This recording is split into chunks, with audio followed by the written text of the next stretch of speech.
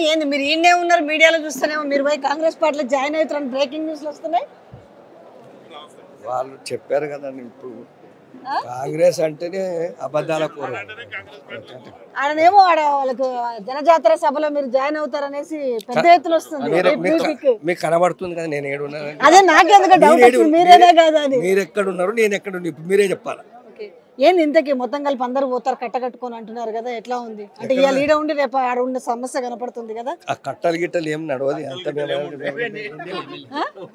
కట్టలు ఏం నడవదు 100%. ఇప్పుడు చెప్పినట్టు రేపు ఎల్లుండో ఇది ఎలక్షన్ అయిన తర్వాత తప్పకుండా ఈ యొక్క పార్టీ కాంగ్రెస్ పార్టీ కూలిపోతుంది. అయితే ఒక విషయము రాహుల్ గాంధీ మేనిఫెస్టోలోనేమో రాజ్యాంగ సవరణ చేసి 10వ క్లాస్ లో నుంచి ఎవరైతే పార్టీ మారుతారో వాళ్ళపై ఇమ్మీడియట్ ముందు రాజ్యాంగ సవరణ చేయాలంటే మెజారిటీ పార్లమెంట్లు కావాలా. ఇది దమ్ముండి అది గెలుమానండి. ఈడ ఉన్నాయి రెండు స్టేట్లు కూడా రేపు ఎల్లుండో పోతాయి.